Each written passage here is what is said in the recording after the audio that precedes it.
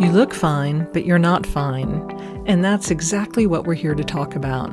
Welcome to Fine, But Not Fine, the podcast about navigating rare disease, healthcare battles, and the messy reality of chronic illness.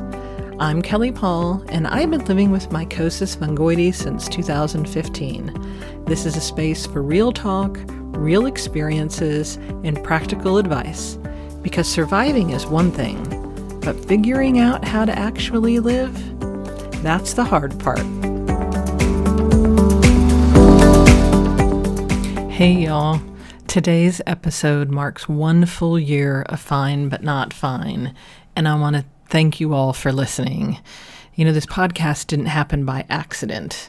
I actually made a plan, I mapped out episodes, I looked at really what I'd already lived through and realized that I did have more than enough material to fill an entire year. I was determined to do this, not because it felt fun or therapeutic, but because I couldn't find the conversations I needed when I was diagnosed, and I knew other people were probably looking for them too. You know, living with a rare disease, it trains you to plan. You plan appointments, you plan treatments, you plan energy, you plan insurance like it's a second unpaid job. And so planning a podcast made sense to me. It felt like taking back just a tiny bit of control in a system that just doesn't offer much of it. Now, I thought this podcast would be mostly educational. I thought I'd explain my disease, break down treatments, talk through scans and side effects, and maybe make some of the medical stuff feel a little bit less overwhelming. And I did do that. But pretty quickly I realized something else was shaping almost every episode. And that's that the hardest parts of living with chronic illness aren't always about the illness itself. They're about the systems around it. Healthcare, insurance, employment, access. Those systems quietly determine what care we get, when we get it, and whether we can afford to keep going. There were a few moments this year when the tone of this podcast changed, when I could not stay neutral anymore. One of those moments was really that advice to my just diagnosed self. And that episode wasn't meant to be inspirational. It really came from a place of honesty I didn't realize I still needed. Because if I could go back and talk to that version of myself, I would not give her optimism, I'd give her permission. That permission to be scared, the permission to be angry, permission to stop trying to do illness the right way. And that episode reminded me that what helps most isn't advice, it's actual honesty. You know, saying the quiet parts out loud so someone else doesn't feel broken for thinking them. Another turning point came when my standard treatment was denied. Not experimental, not optional, standard of care level here. And I was so angry and so done. And I had to take that all the way to the state insurance commissioner to get that insurance denial overturned. Which, when you really think about it, is absurd.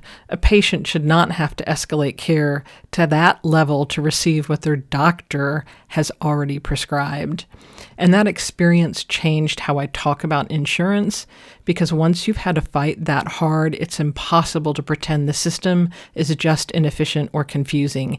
It is obstructive, and it places the burden squarely on the sick person to push back. And then there's the frustration that isn't tied to just one episode, but it shows up everywhere. Health insurance being expensive, health insurance being inefficient, health insurance being tied to your job. And I am genuinely grateful that my employer pays such a large portion of my monthly premium.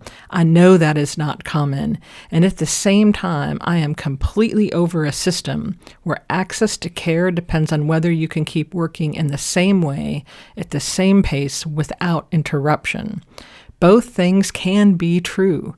Gratitude does not cancel out frustration, and privilege does not erase injustice. Naming that tension out loud matters because so many people live inside it quietly. There's something else I've learned this year that doesn't fit neatly into an episode title, but it's been here really the whole time. And that's that life keeps on living.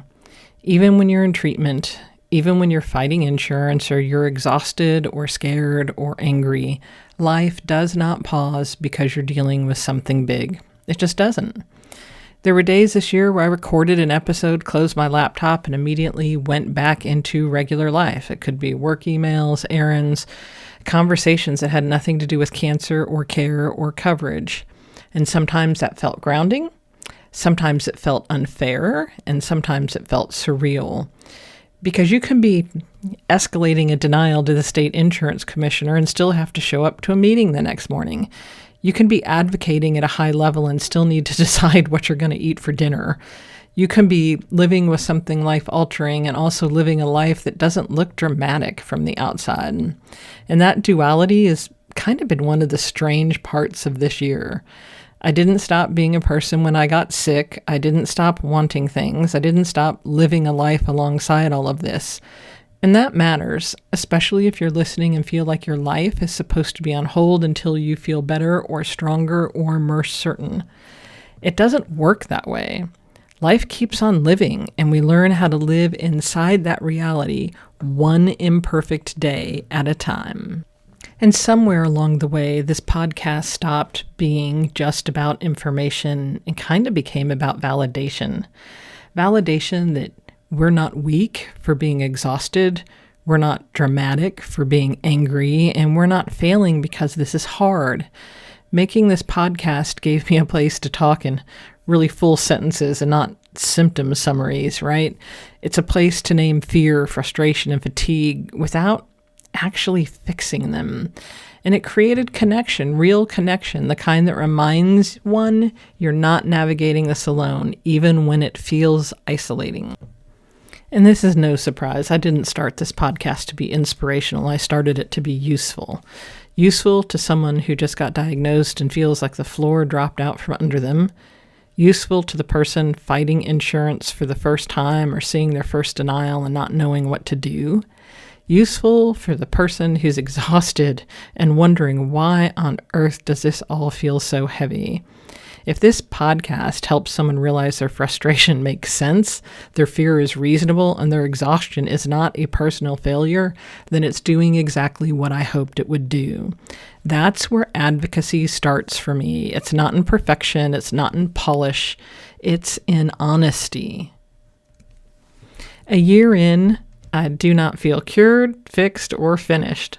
What I feel is clearer about how broken this system is, clearer about why advocacy is so critical, clearer about the fact that patients should not have to fight this hard just to receive care, and clearer about my voice in all of this. I may not be able to change everything, but I can keep telling the truth about what it costs to live this way while life keeps on living. So this is 1 year of fine, but not fine. 1 year of planning, 1 year of determination, 1 year of frustration, clarity, and connection. If you're listening and you're tired, I see you. And if you're angry, you're not wrong. And if you're still here, still living your life alongside all of this, that matters. I truly thank you for being here with me. Thanks for listening to Fine But Not Fine. If this episode resonated with you, subscribe so you don't miss what's next. And if you got a story, question, or just need to vent, reach out. I'd love to hear from you. Until next time, take care and keep on going.